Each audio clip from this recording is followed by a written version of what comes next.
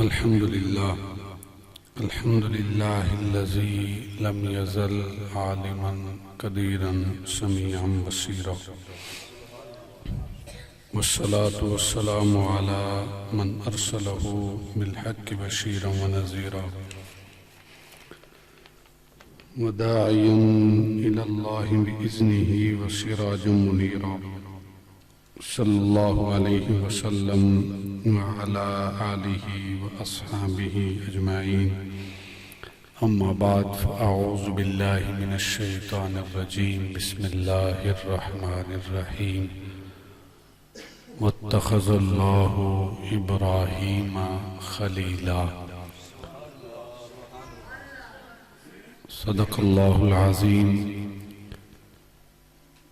قال رسول الله صلى الله عليه وسلم: لو كنت متخذا خليلا لاتخذت أبا بكر خليلا. صدق الله العظيم وصدق رسوله النبي الكريم. قال الله تبارك وتعالى في القرآن المجيد والفرقان الحميد في شان حبيبه مخبرا وامرا: إن الله وملائكته يصلون على النبي يا أيها الذين آمنوا صلوا عليه وسلموا تسليما. الصلاة والسلام عليك يا سيدي يا رسول الله، وعلى آلك وأصحابك يا حبيب الله. الصلاة والسلام عليك يا سيدي يا رسول الله، وعلى آلك وأصحابك يا إمام الأنبياء والمرسلين. اللهم صل وسلم على رسولك الكريم وآله الطاهرين. رب اغفر وارحم وأنت خير الراحمين. اللهم صل وسلم على رسولك الكريم وآله الطاهرين. رب اغفر وارحم وأنت خير الراحمين. بعد الحمد و صلاة، زینت محفل، رونق محفل، میزبان محفل، پیر طریقت صاحبزادہ پیر سید شکیل احمد شاہ صاحب ہاشمی چشتی نقشبندی دامت برکاتہم العالیہ والقدسیہ. رونق محفل، زینت محفل، پیر طریقت صاحبزادہ سید منظور حسین شاہ صاحب سیالوی دامت برکاتہم العالیہ والقدسیہ. رونق محفل، زینت محفل، قاری القراء، نجم القراء جناب قاری گلزار احمد چشتی صاحب زید مجدہ و شرفہ. رونق محفل، میزبان محفل استاد القراء فخر القراء جناب قاری محمد ناصر نقشبندی صاحب دامت برکاتہم العالیہ والقدسیہ.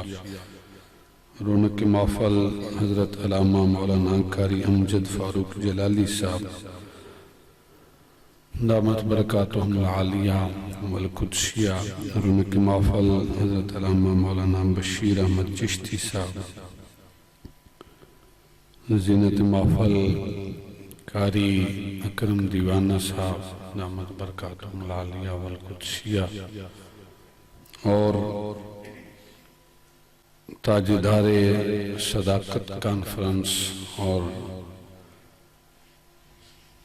حضور امیر شریعت رحمت اللہ تعالی علیہ کی یاد میں سجانے والی اس بزم کے اندر تشریف لانے والے تمام احباب کو میں اپنی طرف سے مبارکباد بھی پیش کرتا ہوں اور السلام علیکم ورحمۃ اللہ وبرکاتہ کہتا ہوں. یہ نواں سالانہ عرش مبارک ہے صاحبزادہ سید محمد مسعود شاہ صاحب الہاشمی چشتی نقشبندی رحمت اللہ تعالی علیہ. میں دعا گو ہوں خالق کائنات جن مقدس ہستیوں کا ذکر کرنے کے لیے ہم بیٹھے ہیں، ان مقدس ہستیوں کی تعلیمات کو بھی خالق کائنات ہمیں اپنانے کی توفیق عطا فرمائے. عشاء کے بعد سے محفل جاری ہے اور ماشاءاللہ آپ لوگوں کا ذوق میں ساتھ بیٹھا کمرے میں سماعت کر رہا تھا۔ ٹائم کافی ہے لیکن آپ احباب کا ذوق جو ہے وہ ابھی سلامت ہے، ابھی جوان ہے، ابھی بیدار ہے، اور امید کروں گا کہ انشاءاللہ اسی ذوق شوق اور محبت کے ساتھ آپ احباب تشریف رکھیں گے۔ جن مقدس ہستیوں کا ذکر کرنے کے لیے ہم بیٹھے ہیں، رب کی بارگاہ میں دعا گو ہیں، خالق کائنات ان مقدس ہستیوں کا صدقہ ہمیں صراط مستقیم پہ چلنے کی توفیق عطا فرمائے۔ حضور امیر شریعت رحمت اللہ تعالی علیہ کی بے شمار کرامات آپ ابھی سماعت کر رہے تھے، قبلہ شاہ صاحب سے بھی اور قبلہ قاری صاحب سے بھی۔ سب سے میں سمجھتا ہوں کہ جو بڑی بات ہے وہ یہ کہ حضور امیر شریعت رحمت اللہ تعالی علیہ کا ایک کلپ ہے سوشل میڈیا پہ، آپ لوگوں کی نظروں سے گزرا ہوگا، کہ جس میں قوالی کہتا ہے اور اس میں شعر پڑھتا ہے کہ علی دا پہلا نمبر۔ تو حضور امیر شریعت رحمت اللہ تعالی علیہ عقیدے کو بچانے کی خاطر، مسلک اہل سنت کی ترجمانی کی خاطر اس قوال کو وہیں پہ روکتے ہیں اور مائک آپ اپنے ہاتھ میں پکڑتے ہیں اور ہاتھ میں پکڑ کے آپ فرماتے ہیں کہ ہم اہل سنت و جماعت ہیں اور ہمارے عقیدے میں سب سے پہلا نمبر بعد از انبیاء اگر کسی کا ہے تو وہ جناب صدیق اکبر رضی اللہ تعالیٰ عنہ کا۔ یعنی پیر وہ بھی ہیں کہ جہاں کی ہوا چلی اس سائیڈ پہ چل پڑے، لیکن یہ آج بھی آپ جائیں سیال شریف کی سرزمین پہ، وہاں پہ جو اعلامیہ جاری بھی ہوا ہے اور لکھا پڑا ہے، وہاں پہ موجودہ حضرت صاحب نے باقاعدہ وہاں پہ نوٹس لگوایا ہے کہ الحمدللہ یہ وہ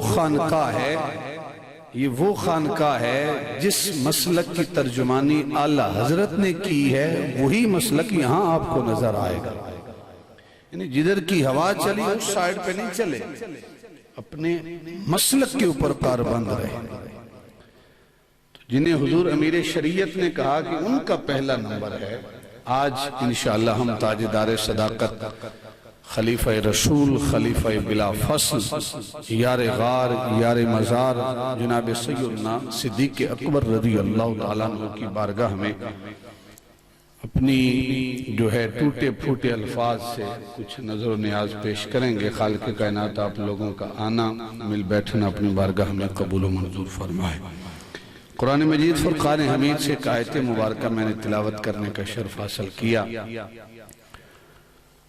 شاید جس بندے کو ترجمے کا علم نہیں ہے اسے تعجب کا اظہار نہ ہوا ہو، جو جانتے ہیں علماء کا طبقہ انہیں تعجب ہوا ہوگا کہ موضوع کچھ اور ہے اور آیت کچھ اور ہے۔ تو میں انشاءاللہ جب تھوڑا آگے چلوں گا تو ساری جو ہے وہ سمجھ آ جائے گی۔ فرمایا وَاتَّخَذَ اللَّهُ إِبْرَاهِيمَ خَلِيلًا، کہ ہم نے ابراہیم کو خلیل بنایا ہے۔ خالق کائنات قرآن میں ارشاد فرماتا ہے کہ ہم نے ابراہیم کو خلیل بنایا ہے۔ اور حضور نبی اکرم صلی اللہ علیہ وسلم کی حدیث مبارکہ ہے، مشکات شریف کی روایت ہے، فرمایا لو کنت متخذا خلیلا لاتخذت ابا بکر خلیلا، اگر میں کسی کو خلیل بناتا، اگر میں کسی کو خلیل بناتا تو میں ابو بکر کو خلیل بناتا۔ یہاں پہ لو ہے، لو کنت متخذا خلیلا، اگر میں خلیل بناتا تو ابو بکر کو بناتا۔ ابراہیم ہیں خلیل اللہ، اور سرکار کا دوسرا فرمان جسے ابن حجر مکی نے الصواعق المحرقہ کے اندر نقل فرمایا وہ ہے کہ ان اللہ اتخذ لی خلیلا کما اتخذ ابراہیم خلیلا وان خلیلی ابو بکر۔ ادھر ہے لو کنت متخذا خلیلا، اگر میں خلیل بناتا تو ابو بکر کو خلیل بناتا۔ یہاں سرکار نے ارشاد فرمایا ان اللہ اتخذ لی خلیلا، اللہ رب العزت نے میرے لیے بھی ایک خلیل بنایا ہے۔ جس طرح خالق نے اپنا خلیل ابراہیم کو بنایا ہے، اسی طرح خالق نے ایک خلیل میرا بھی بنایا ہے۔ وَإِنَّ خَلِيلِي ابو بکر، اور میرا خلیل، میرا یار، یار غار، یار مزار، خلیفہ بلا فصل سیدنا صدیق اکبر رضی اللہ تعالیٰ۔ اور خلت، خلیل کس محبت کو کہا جاتا ہے؟ علماء لغت فرماتے ہیں کہ خلیل جو ہے اس محبت کو کہا جاتا ہے کہ جس میں محب کے دل میں محبوب کے علاوہ کسی اور کی محبت داخل ہی نہ ہو، اسے خلیل کہا جاتا ہے۔ یعنی محبوب کے سوا کسی اور کی محبت ہو ہی کوئی نہیں، صرف محبوب کی محبت اندر رچ بس جائے اس محبوب کو خلیل کہا جاتا ہے۔ تو اب ادھر خلیل اللہ ہیں جو اللہ کے خلیل ہیں، ادھر خلیل النبی ہیں جو اللہ کے نبی کے خلیل ہیں۔ وہ خلیل بنے تو خلیل بننے کے بعد خالق کائنات نے ان کو آزمایا۔ وَإِذِ ابْتَلَىٰ رَبُّهُ بِكَلِمَاتٍ فَأَتَمَّهُنَّ، جو میرا خلیل ہے ہم نے اسے آزمایا ہے۔ فَأَتَمَّهُنَّ، اور جتنی چیزوں میں ہم نے آزمایا ہے میرا خلیل سارے امتحانوں میں کامیاب ٹھہرا ہے۔ تھوڑی سی ہو سکتا ہے گفتگو شروع سے مشکل ہو، لیکن یہ کڑیاں ہیں ساتھ ملتی چلی جائیں گی نا تو انشاءاللہ عقیدے کا بہت بڑا مسئلہ حل ہو جائے گا۔ اس لیے کوشش کریں جو احباب ادھر ادھر متوجہ ہیں نا، تھوڑا سا ابھی سے کوشش کر لیں، توجہ میری طرف رکھیں۔ اور بعد اوقات جو ہے وہ میں اگر کوئی زیادہ تنگ کرے تو میں اس کو کھڑا بھی کر سکتا ہوں کہ بھئی کیا مسئلہ ہے، پھر سامنے بھی بٹھا سکتا ہوں۔ اس لیے توجہ احباب جو ہے وہ میری طرف رکھیں۔ ہم نے اپنے خلیل کو آزمایا، خلیل اللہ نے اپنے خلیل کو آزمایا، اور خلیل النبی نے اپنے خلیل کو آزمایا۔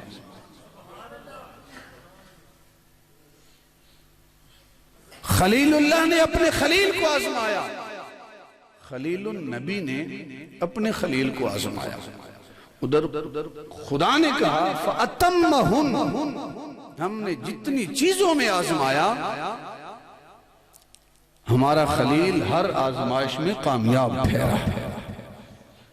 اور وہ آزمائش کیا تھی کہ ہم نے اپنے خلیل کو وطن کی محبت میں آزمایا کہ وطن ہماری خاطر چھوڑتا ہے یا نہیں چھوڑتا۔ ہم نے بیٹے کے گلے پہ چھری رکھوا کر آزمایا کہ ننھے اسماعیل کی محبت زیادہ ہے یا ہماری محبت زیادہ ہے۔ ہم نے اپنا گھر تعمیر کروا کے آزمایا، اپنا مال میرے گھر پہ لگاتا ہے یا نہیں۔ اور ہم نے جان کے بدلے میں آزمایا، نارے نمرود میں پھینکوایا اپنے خلیل کو کہ جان پیاری ہے یا ہماری محبت پیاری ہے۔ تو جتنے آزمائشوں سے خلیل اللہ گزرے ہیں فَأَتَمَّهُنَّ، خالق کائنات کہتے ہیں کہ ہر امتحان میں کامیاب تھے۔ جب چیخے کے اندر ڈال کے، منجنیق کے اندر ڈال کے ابراہیم خلیل اللہ کو اس نار نمرود کے اندر پھینکا جانے لگا۔ خالق کائنات نے جبریل امین کو بھیجا، اے جبریل آپ جائیں اور میرے خلیل سے جا کر پوچھیں کوئی عرض ہو، کوئی گزارش ہو، کوئی تمنا ہو۔ تو جبریل امین عرض کرتے ہیں اے ابراہیم کیا کوئی میری طلب، کوئی میری ضرورت اشارہ کریں تو ایک پر ماروں، نام و نشان اس آگ کا ختم ہو جائے، سمندر کا رخ پانی آگ کی طرف کر دوں، ساری آگ بجھ جائے۔ اے ابراہیم کیا میری ضرورت ہے؟ کہا کہ اے جبرائیل کس نے بھیجا ہے؟ کہا خالق کائنات نے بھیجا ہے۔ کہا میں آگ میں جا رہا ہوں، کس کی خاطر جا رہا ہوں؟ کہا اسی کی خاطر جا رہے ہیں۔ کہا جب وہ دیکھ رہا ہے میں اسی کی خاطر آگ میں جا رہا ہوں، اے جبرائیل پھر تیری ضرورت نہیں ہے، پھر مجھے جانے دے آگ میں، جب وہ دیکھے گا میں اس کی خاطر جل رہا ہوں، پھر جلنے کا مزہ بھی الگ ہوگا۔ جان کے بدلے میں آزمایا، خلیل اللہ کامیاب ٹھہرے، خلیل اللہ کامیاب ٹھہرے۔ اب احباب وقار جب کامیاب ٹھہرے تو اس کی بارگاہ سے انعام ملنا تھا، انعام ملنا تھا۔ جو امتحان میں کامیابوں سے انعام دیا جاتا ہے، جب خلیل اللہ ہر آزمائش میں کامیاب ٹھہرے تو اس کی بارگاہ سے انعام کیا ملا؟ فرمایا انی جاعلک للناس اماما، اے میرے خلیل ہم تجھے لوگوں کا امام بنا دیں گے، ہم لوگوں کا امام بنا دیں گے۔ اب خلیل اللہ آزمائش میں کامیاب ہوئے، ادھر خلیل النبی پر بھی آزمائشیں آئیں، اولاد کے مقابلے میں بھی آزمائش تھی۔ بیٹا کہتا ہے بدر کا میدان تھا، آپ کی گردن والد محترم 3 مرتبہ میری تلوار کی زد میں آئی تھی، میں نے باپ سمجھ کے چھوڑ دیا۔ صدیق اکبر ٹیک لگا کے بیٹھے تھے، اٹھ گئے، کہا بیٹا تو نے تو 3 مرتبہ باپ سمجھ کے چھوڑا تھا، رب کعبہ کی عزت کی قسم اگر تیری گردن صدیق کی تلوار کی زد میں آتی کبھی بیٹا سمجھ کے نہ چھوڑتا، اللہ کے نبی کا دشمن سمجھ کے سر تن سے جدا کر دیتا۔ اولاد کے معاملے میں آزمایا گیا، مال کے معاملے میں آزمایا گیا کہ مال پیارا ہے یا میری محبت پیاری ہے۔ اب علماء سے سنتے، میں اشارہ تن بات کر کے آگے چلوں گا۔ تبوک کا موقع تھا تو گھر میں جھاڑو دے کے کوئی سوئی ہے تو وہ بھی اٹھا کے سرکار کے قدموں میں پیش کر، جس توے کے اوپر آپ کے بچوں کے لیے روٹیاں تیار ہوتی تھی وہ توا بھی سرکار کے قدموں میں پیش کر دی، جس برتن میں کھانا کھایا جاتا ہے وہ بھی سرکار کے قدموں میں پیش۔ ایسے صدیق گھر میں کیا چھوڑ کے آئے ہو؟ یا رسول اللہ گھر میں اللہ اور اس کے رسول کو چھوڑ کے آیا۔ مال کے بدلے میں خلیل النبی کو آزمایا گیا، کامیاب ٹھہرے۔ پھر احباب وقار جان کے بدلے میں بھی آزمایا گیا کہ ادھر سانپ جو ہے وہ ڈس رہا ہے اور وہ زبان حال سے کہتا ہے میں مارے غار ہوں، میں جسے ڈستا ہوں پھر وہ سانس نہیں لے پاتا۔ کہا کہ اگر تو مارے غار ہے تو میں یار غار ہوں، بلکہ اس سے جو پہلے کا منظر ہے نا، غار ثور کی بلندیوں کا تذکرہ قاری صاحب نے بھی کیا، میں غار ثور کی بلندیوں تک پہنچا ہوں اور یقین کریں رستے میں جوان ہوں، رستے میں اب تو دکانیں ہیں، رستہ بن گیا ہے، 2-3 جگہ ہم نے پانی خریدا، پانی پیا، پھر جا کر وہاں بلندیوں تک پہنچے۔ اور یقین کریں جب وہ غار ثور کی بلندیاں اور ہجرت کی رات میرے ذہن میں آئی نا، غار ثور کی بلندیوں تک چڑھتے ہوئے میری زبان پر درود و سلام کے نذرانے نہیں تھے، اللہ کا ذکر نہیں تھا، بلکہ زبان پہ میری زبان پہ ایک ہی جملہ تھا، اے صدیق تیری وفاؤں پہ قربان جاؤں، تیری وفاؤں پہ قربان جاؤں۔ آج رستہ بن گیا ہے، آج نوجوان چڑھتے ہوئے تھک جاتا ہے، صدیق تنہا نہیں گئے، نبوت کو کندھوں پر سوار کر کے تشریف لے کے جاتے، سرکار کو کندھوں پر سوار کر کے لے کے، اور پھر جب غار ثور کی بلندیوں تک پہنچ گئے پھر بھی یہ نہیں فرماتے حضور آپ پہلے، ہر مقام پہ سرکار پہلے، صدیق دوسرے نمبر پہ، لیکن یہاں صدیق عرض کرتے ہیں یا رسول اللہ آپ پہلے نہیں، پہلے صدیق، پہلے صدیق۔ اے صدیق ہر مقام پہ سرکار کو پہلے کرتے ہو، آج خود پہلے نمبر پہ، وجہ کیا ہے؟ کہ بہت پرانا غار ہے، کوئی تکلیف دہ چیز اندر ہو سکتی ہے، اگر تکلیف پہنچائے تو صدیق کو پہنچائے، اللہ کے نبی کو تکلیف نہ پہنچائے۔ آپ نے صفائی کی، اندر داخل ہوئے، کمال کی بات کرنا چاہتا ہوں اگر توجہ کریں گے تو، داخل ہوئے سارے غار کو صاف کیا، جب سب غار کو صاف کر چکے، جو سوراخ تھے اپنا دامن پھاڑ پھاڑ کے سوراخوں کو بند کیا، ایک سوراخ بچا، دامن میں کپڑا نہیں بچا تو اس سوراخ کے سامنے اپنی ایڑی رکھے، جب غار ساری صاف ہو گئی، صدیق اکبر مطمئن ہو گئے، تو پھر عرض کیا یا رسول اللہ صلی اللہ علیہ وسلم اب غار صاف ہو گئی ہے، آپ اندر تشریف لیں، غار صاف ہو گئی ہے، اب آپ اندر تشریف لیں، تو اللہ کے محبوب پھر اندر تشریف لائے۔ بظاہر ایک واقعہ ہے، لیکن حقیقت میں صدیق اکبر رضی اللہ تعالیٰ عنہ نے قیامت تک حضور کے آنے والے غلاموں کو ایک درس دیا ہے۔ آپ کہیں گے اس میں درس کیا؟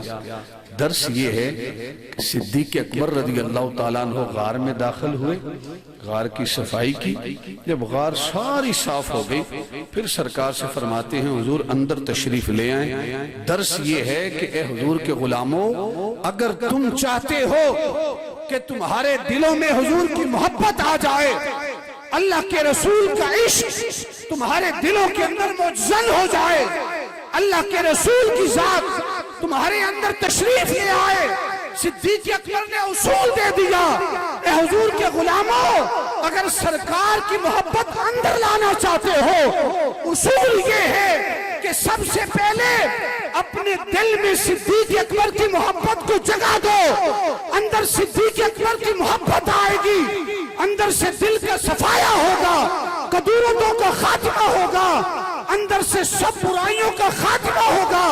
جب اندر من کی دنیا پاک ہو جائے گی تو صدیق اکبر سرکار سے خود فرمائیں گے یا رسول اللہ آپ کے امتی کا دل پاک ہو گیا ہے، اب آپ بھی تشریف لے آئیے۔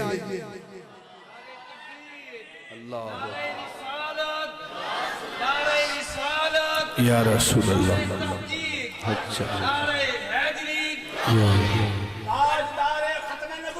زندہ باد،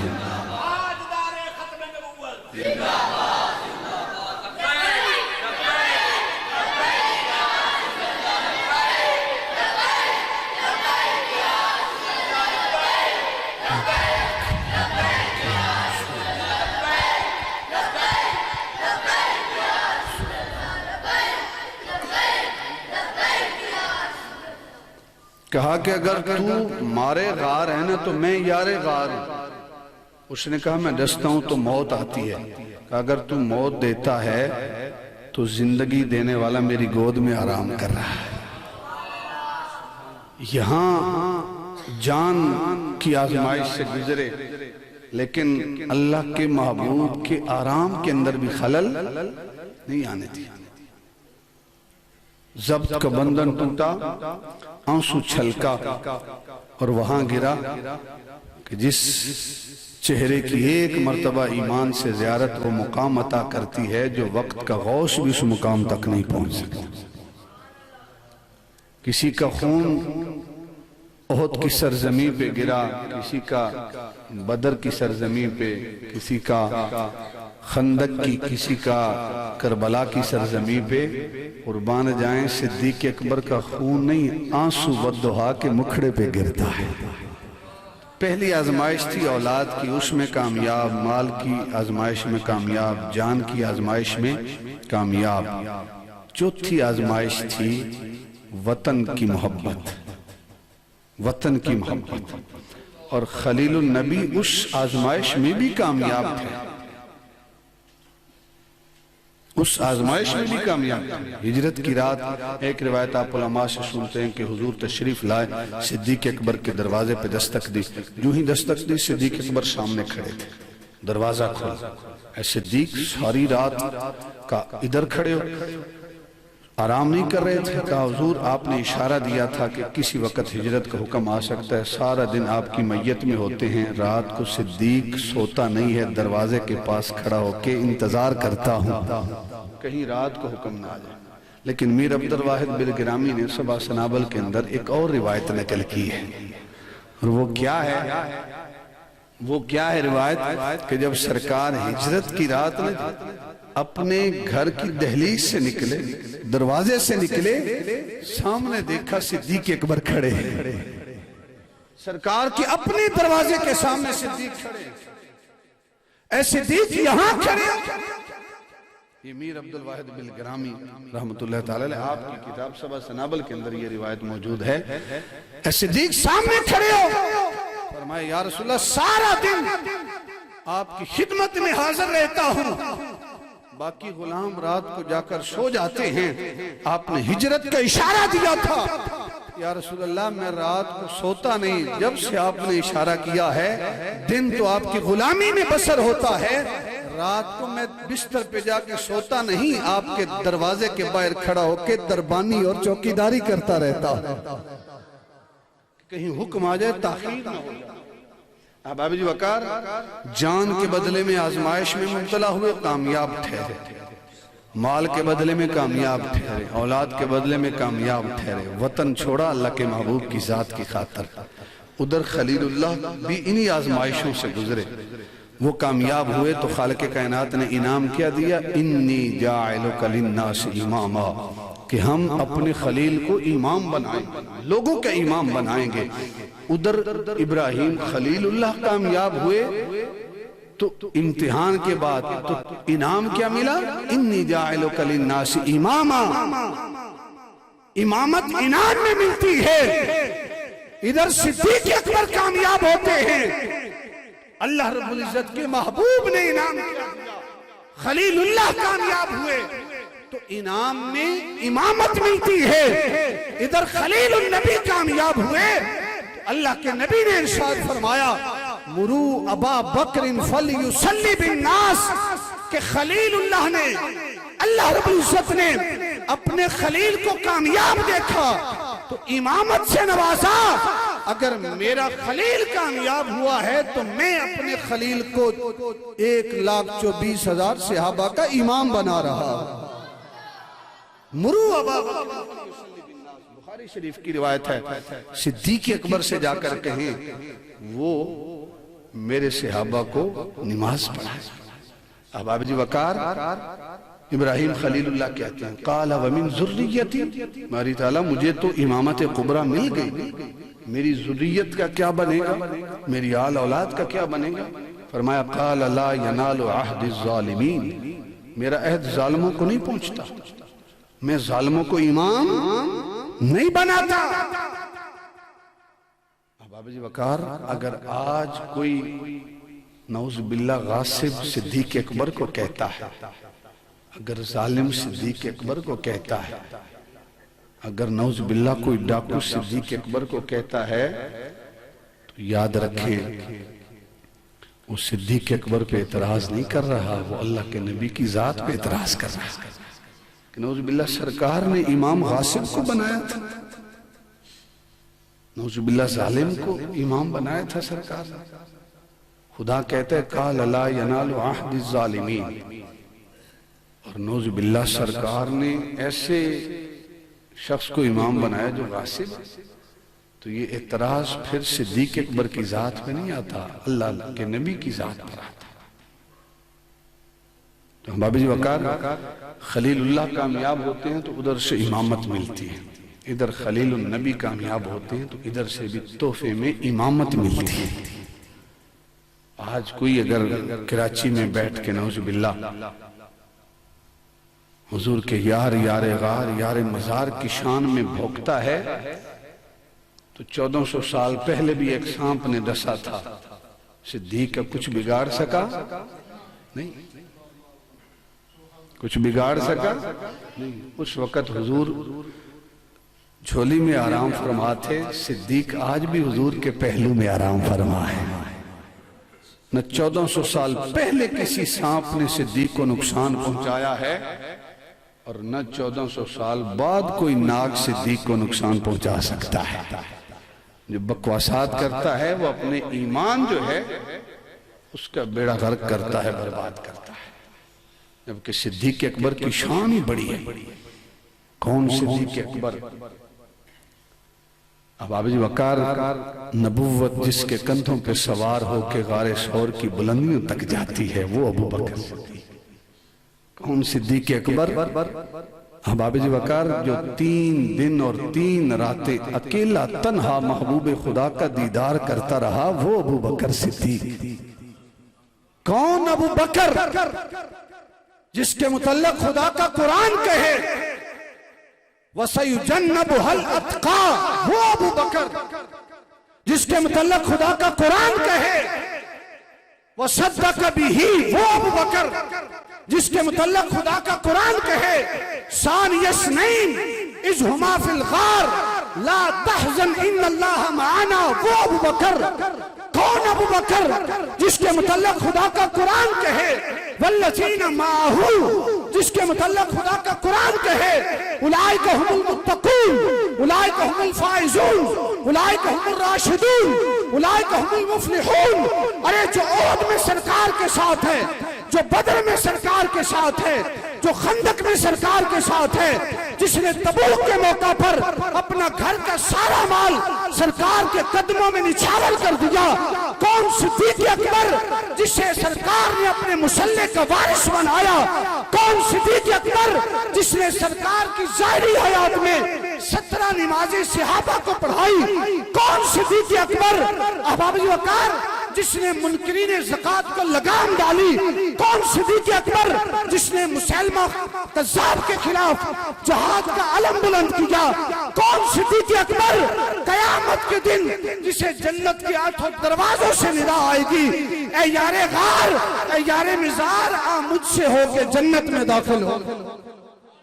نعرہ تکبیر، نعرہ رسالت، نعرہ رسالت، نعرہ تحقیق، نعرہ حیدری، علماء حق اہل سنت، تاجدار ختم نبوت، تاجدار ختم نبوت، ماشاءاللہ۔ صدیق اکبر کی شان پوچھنی ہے تو حضور کے غلاموں سے پوچھو، اللہ کے محبوب سے پوچھو۔ سرکار تشریف فرما ہے، اللہ کے محبوب نے ارشاد فرمایا کہ 360 اوصاف ایسے ہیں کہ ایمان کے ساتھ اگر ان 360 اوصاف میں سے کسی کو اللہ رب العزت کوئی ایک وصف بھی عطا کرے نا، تو اس ایک وصف کے بدلے میں اللہ رب العزت اس شخص کو بروز قیامت جنت عطا کرے گا۔ ایک وصف 360 میں سے اگر کسی کے اندر ایک وصف بھی ہے ایمان کی حالت میں تو وہ جنتی ہے۔ جناب صدیق اکبر رضی اللہ تعالیٰ عنہ عرض کہتے ہیں یا رسول اللہ صلی اللہ علیہ وسلم، ان 360 اوصاف میں سے کیا کوئی وصف صدیق اکبر میں بھی پایا جاتا ہے؟ یعنی جو جنت کی طلب ہے نا، جو جنت کے لیے ایک اشتیاق ہے۔ آج کا نعت خان تو کھڑا ہو کے کہتا ہے نا کیڑی جنت دی تو گل کرے، جنت کا مذاق اڑایا جاتا ہے۔ حضور کے غلاموں کا انداز دیکھو، جنت کے لیے کتنا اشتیاق ہے، کتنی تڑپ ہے، طلب ہے۔ یعنی اس سوال کے پیچھے جو فلسفہ ہے کہ یا رسول اللہ کیا میرے اندر بھی کوئی ایک وصف پایا جاتا ہے کہ میں بھی جنت میں چلا جاؤں؟ سرکار نے سنا تو فرمایا صدیق 360 اوصاف ہیں، اگر ایک وصف ایمان کی حالت میں کسی میں پایا جائے تو وہ جنتی ہے۔ اے صدیق تو ایک وصف کی بات کرتا ہے، اللہ نے تجھے ایک نہیں، 2 نہیں، 5 نہیں، 10 نہیں، اللہ رب العزت نے تجھے 360 کے 360 اوصاف سے مزین کیا ہے۔ تیرے اندر 360 کے 360 اوصاف۔ وہ صدیق اکبر جس کی ساری زندگی اللہ رب العزت کے محبوب کی تعلیمات پہ بسر ہوئی ہے، باللہ آج کا کوئی ملنگ کھڑا ہو کے صدیق اکبر کی ذات کے اوپر بکواسات کرے۔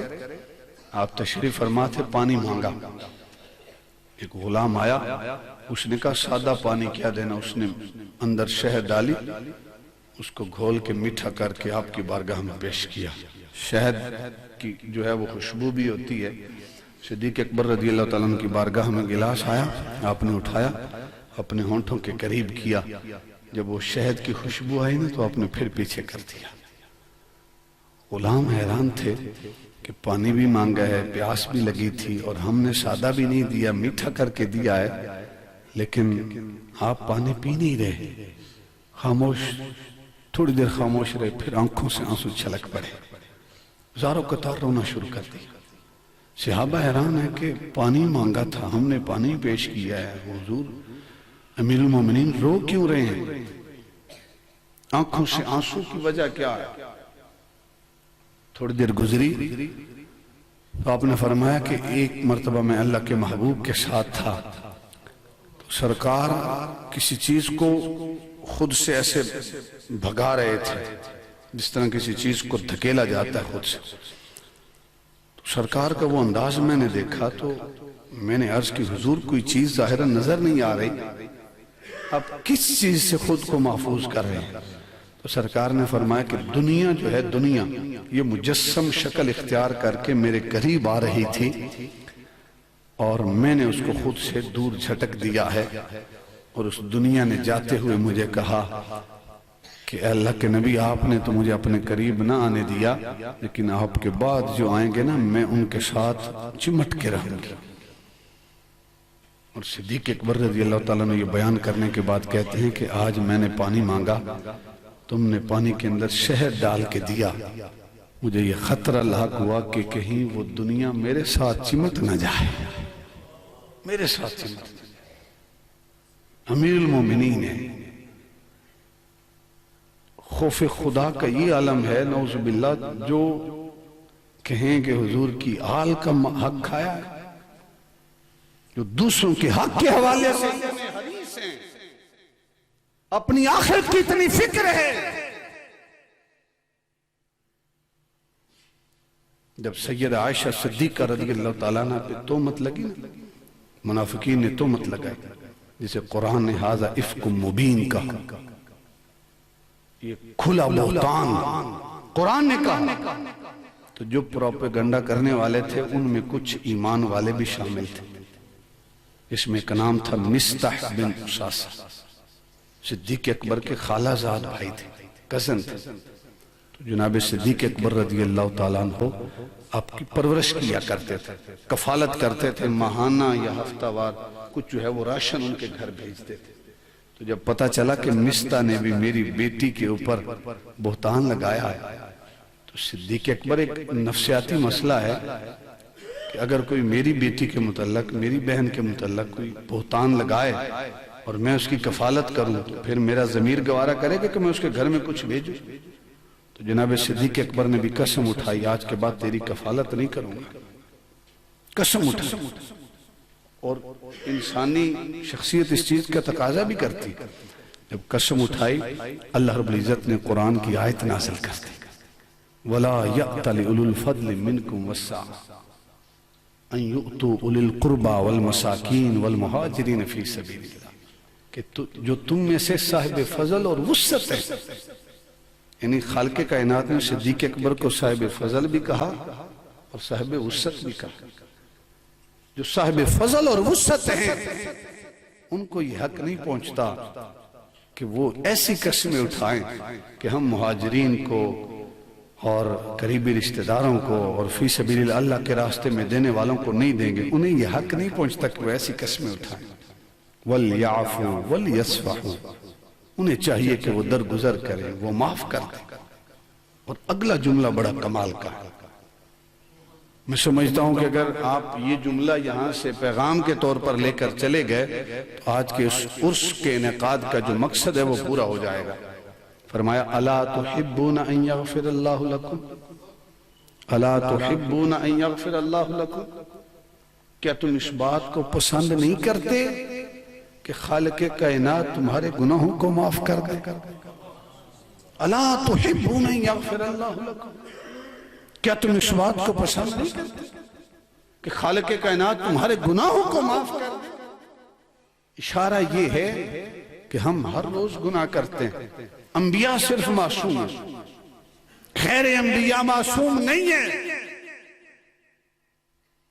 جب ہر انسان سے خطا ہوتی ہے، اشارہ یہ ہے اگر تم اس چیز کو پسند کرتے ہو کہ خدا تمہارے گناہوں کو معاف کر دے تو پھر لوگوں کے گناہوں کو بھی معاف کیا کرو۔ الا تحبون ان یغفر اللہ لکم۔ اب قرآن پہ اس آیت پہ عمل کا انداز بھی دیکھیں۔ جب صدیق اکبر نے آیت سنی فوراً کہا بلا واللہ انا احب ان تغفر لنا۔ باری تعالیٰ کیوں نہیں؟ میں صدیق اکبر اس بات کو پسند کرتا ہوں کہ میرا رب میرے گناہوں کو معاف کر دے،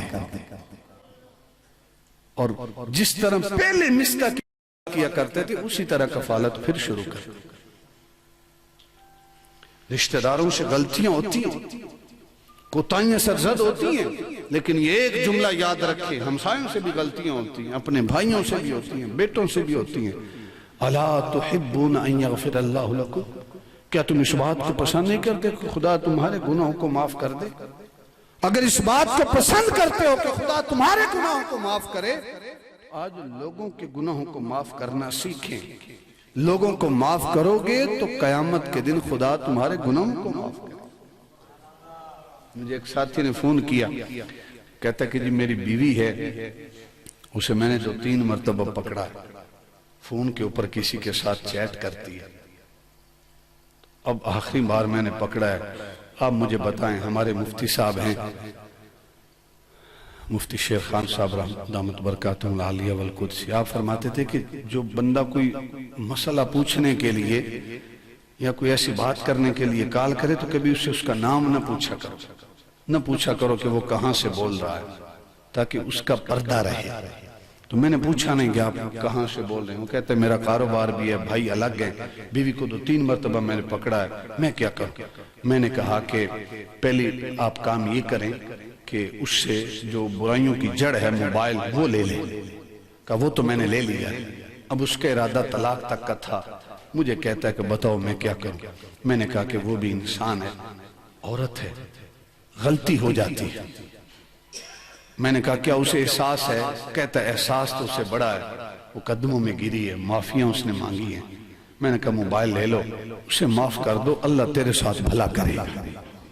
ساتھ اس سے میں نے ایک روایت بیان کی کہ اسی طرح ایک بندے کی بیوی نے اس نے کوئی برا کام کیا تو وہ گھر آیا، اگر چاہتا تو اسے طلاق دے کے اپنے میکے بھیج سکتا تھا، اپنے باپ کے گھر بھیج سکتا تھا، لیکن اس نے جب دیکھا نا کہ بیوی شرمسار ہے، سزا دینے کا مقصد بھی اسے شرمسار کرنا ہے، اسے احساس دلانا کہ تجھ سے غلطی ہوئی ہے، اور وہ آلریڈی اس کو احساس ہے۔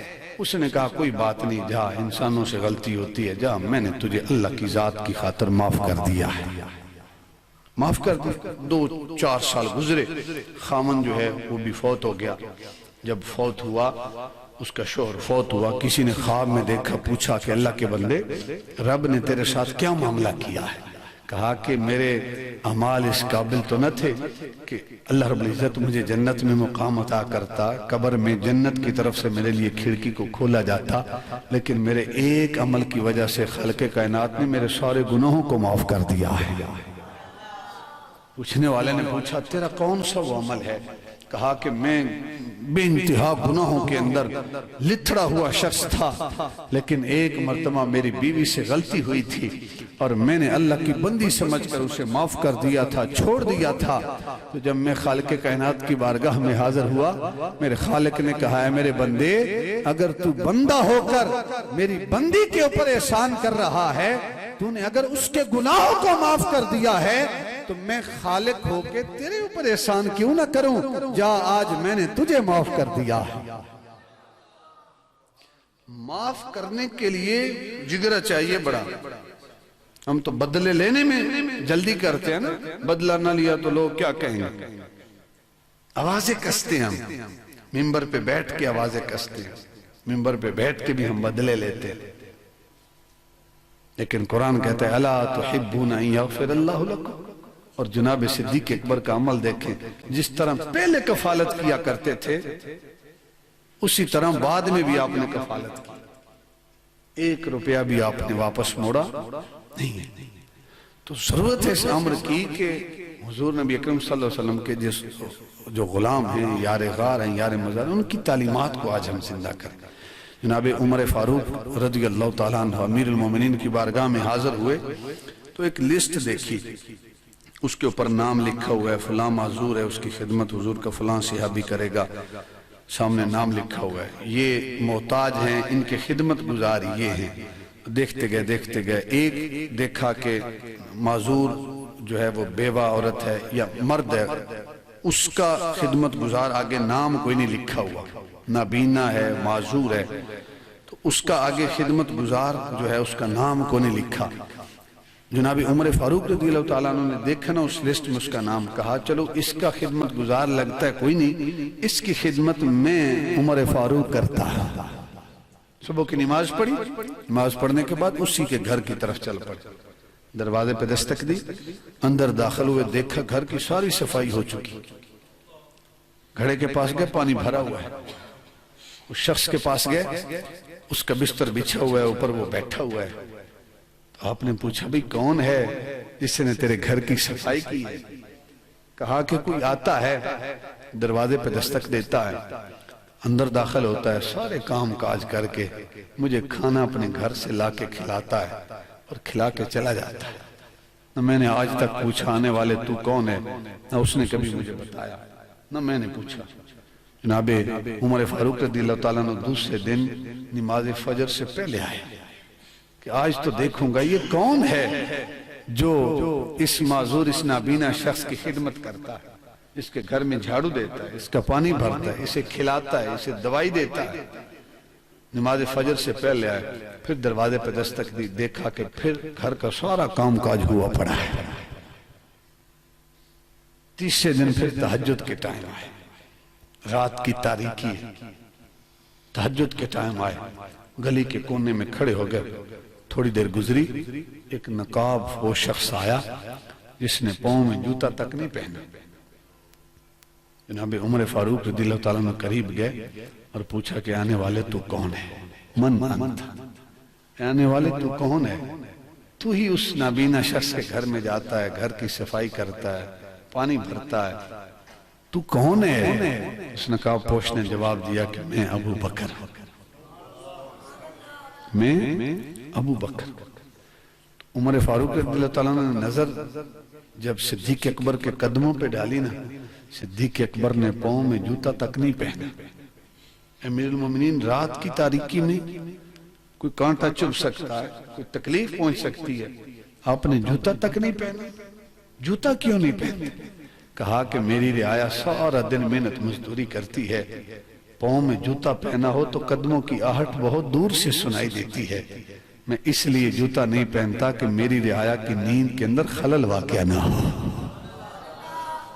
خلل واقع نہ ہو، اس لیے پاؤں میں جوتا تک نہیں پہنا۔ کہا امیر المومنین میں نے لسٹ دیکھی تھی، آپ نے آگے نام نہیں لکھا تھا، نام تو کم از کم لکھ دیتے اپنا۔ کہا کہ اے عمر، جس بارگاہ میں میں نام لکھوانا چاہتا ہوں اس بارگاہ میں نام لکھا گیا ہے، اس دنیا کی پرچی میں نہ بھی لکھا جائے تو کوئی فرق نہیں پڑتا، میں نے صلہ رب سے لینا ہے،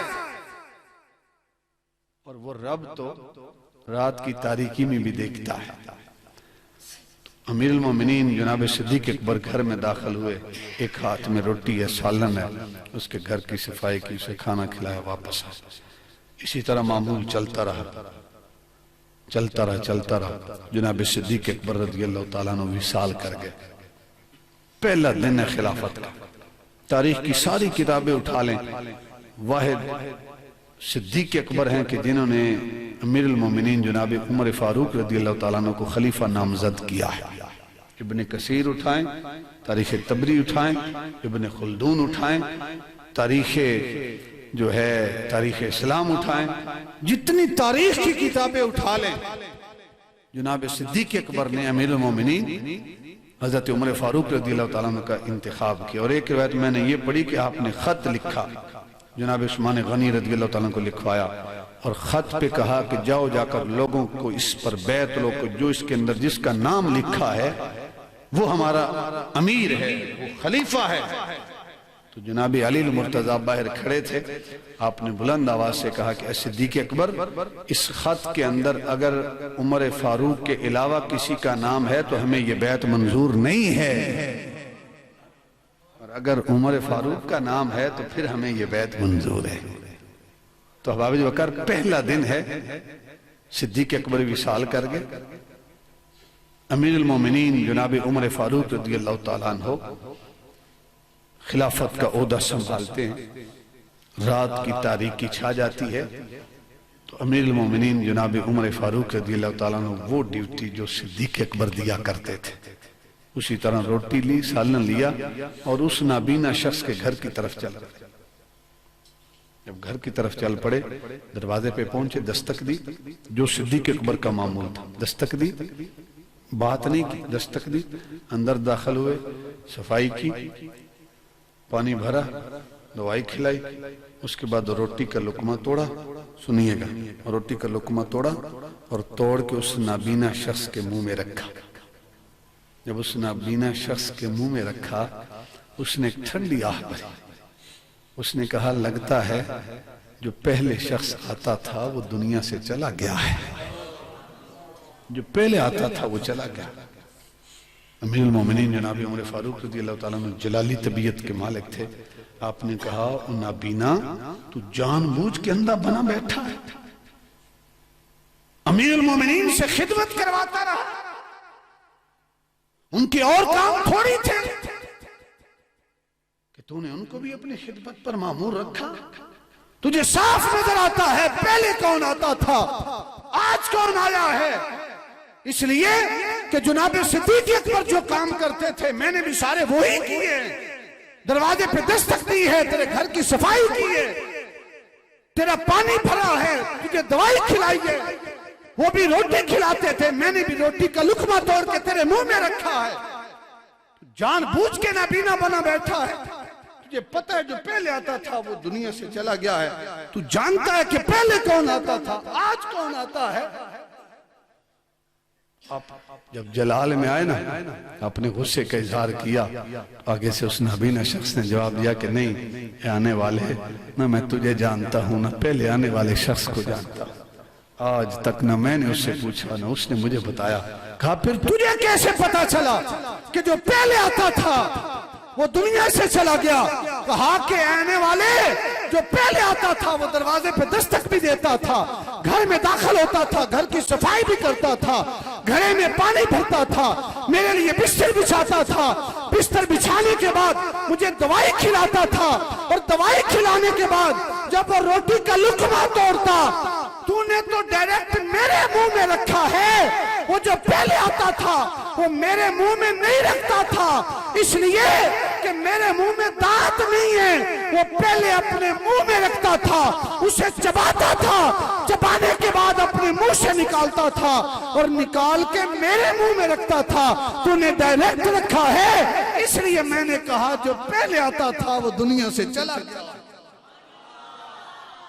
ہے کوئی غریبوں کا اتنا خیال کرنے والا جو اپنے منہ سے لقمہ نکال کے کسی غریب کے منہ میں رکھے؟ ہم تو لقمے غریبوں کے منہ سے چھیننے والے ہیں. ہم تو کسی کو کھاتا پیتا دیکھیں تو ہمیں قبض ہو جاتی, کسی کی بڑی گاڑی دیکھیں ہم حسد کا شکار ہو جاتے.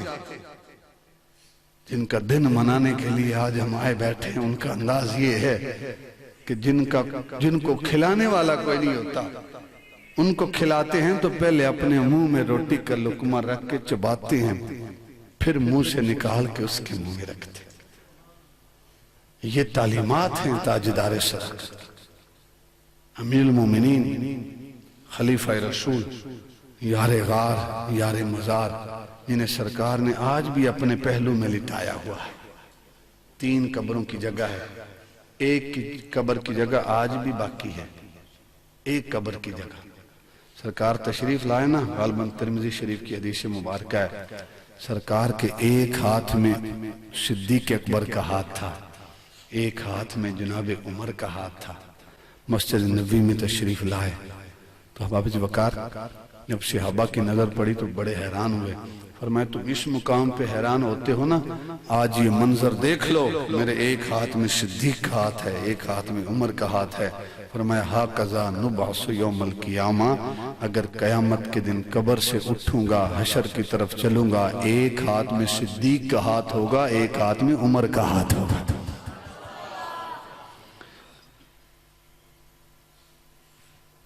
جنہیں آج ذکر اچھا نہیں لگتا، قیامت کے دن جب سرکار کے ہاتھ میں صدیق کا ہاتھ ہوگا، وہ منظر ان کے لیے تو ڈوب مرنے کا ہوگا، لیکن وہاں موت نہیں آئے گی۔ جناب صدیق اکبر اور مولا کائنات سرکار کی بارگاہ میں حاضر ہوئے، اکٹھے دونوں آ رہے ہیں۔ بس میں آخری بات کر کے ختم کر رہا ہوں، تھک تو نہیں گئے آپ لوگ؟ ہاتھ کھڑا کریں کہ جو تھک گئے ہیں۔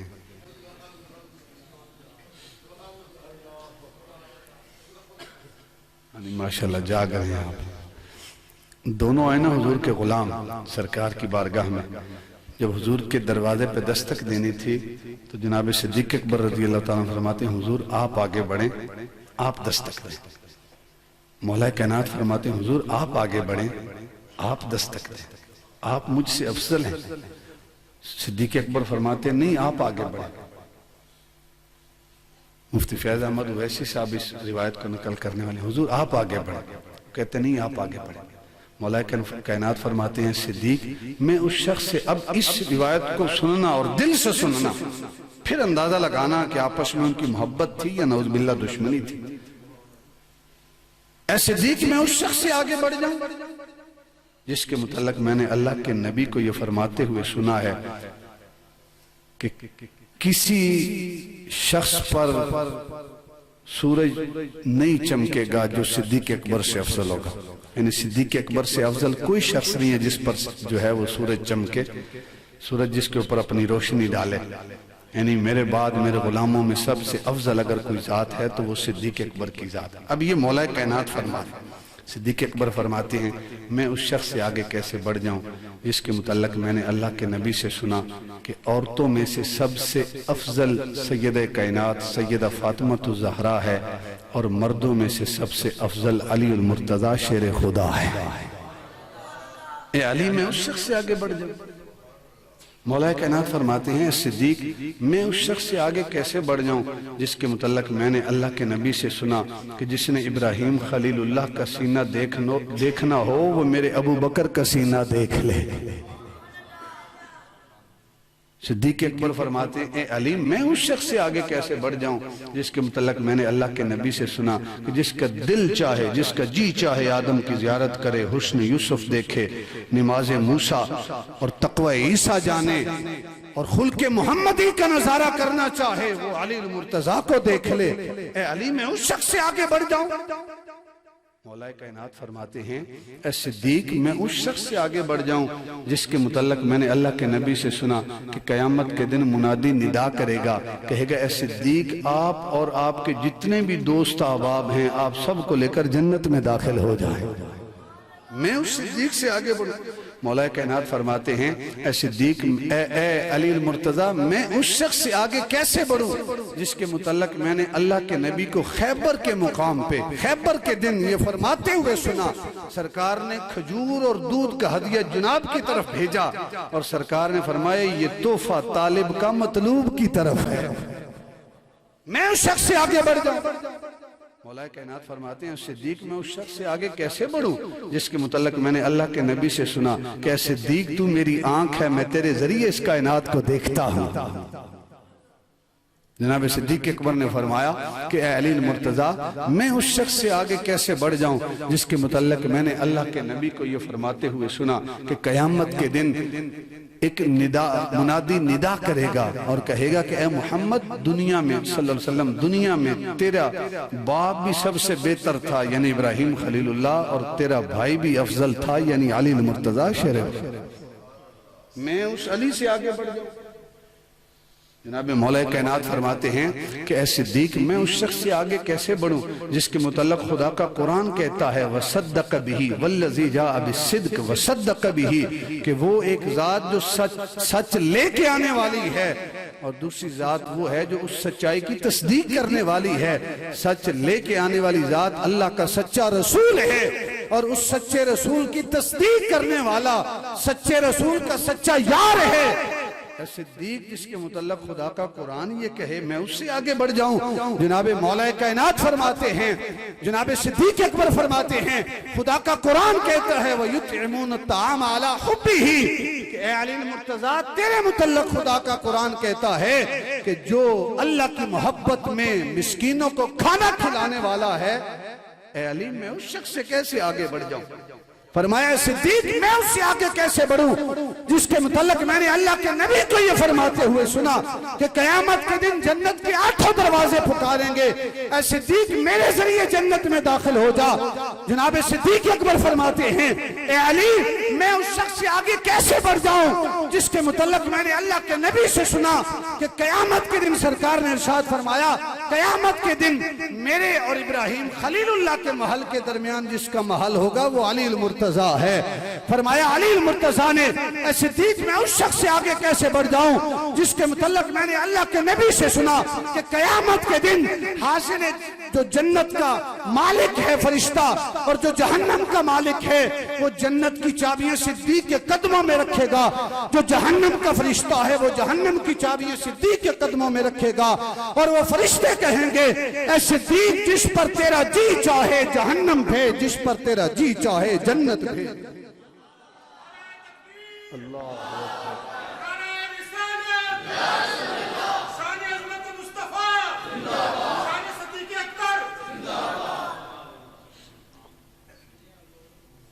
میں اس صدیق سے آگے بڑھ جاؤں۔ ابھی یہ 2 پیاروں کی باتیں چل رہی ہیں، خالق کائنات نے جبریل امین کو بھیجا۔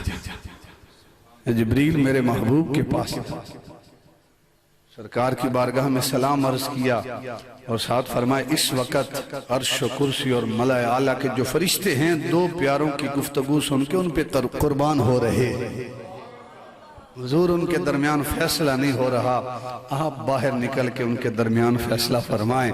حضور تشریف لائے باہر، کسی ایک صحابی نے بھی دستک نہ دی، نہ مولا کائنات نے نہ صدیق اکبر نے۔ سرکار باہر تشریف لائے، اپنے غلاموں کو دیکھا اور فرمایا میرے غلاموں اللہ رب العزت نے تم دونوں کو بڑی شان عطا کی ہے، اگر دنیا کے سمندر سیاہی بن جائیں، درخت کلمے بن جائیں اور دنیا کے اندر بسنے والے کاتب اور لکھنے والے بن جائیں، اور اس سیاہی سے اگر آپ دونوں کے فضائل لکھنا شروع کریں، کہا کہ سیاہی تو ختم ہو جائے گی، کلمے ٹوٹ جائیں گی، لوگوں کی زندگیاں ختم ہو جائیں گی، لیکن اے میرے غلاموں تمہاری شان ختم نہیں ہوگی۔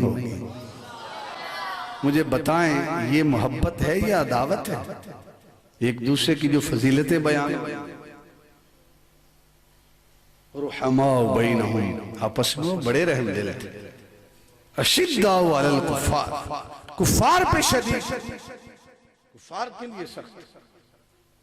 تو احباب جی وقار جو جناب صدیق اکبر رضی اللہ تعالیٰ عنہ کی تعلیمات ہیں ان میں سے چند چیزیں وقت کی مناسبت کے حوالے سے میں نے آپ احباب کے حضور پیش کی۔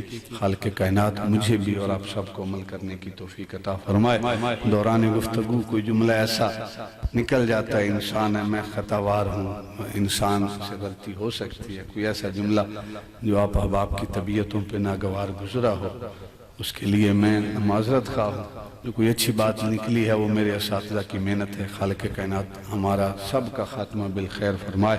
وآخر دعوانا ان الحمدللہ رب العالمین۔ ماشاءاللہ سبحان اللہ، بہت ہی خوبصورت انداز کے اندر اپنے مواہج حسنہ سے ہم سب کے قلوب اذہان کو منور فرما رہے تھے خطیب اہل سنت، عظیم مذہبی سکالر، فاضل نوجوان حضرت علامہ مولانا فیض الرحمن خان چشتی صاحب، فاضل بیراج شریف، خطیب اعظم گجرات۔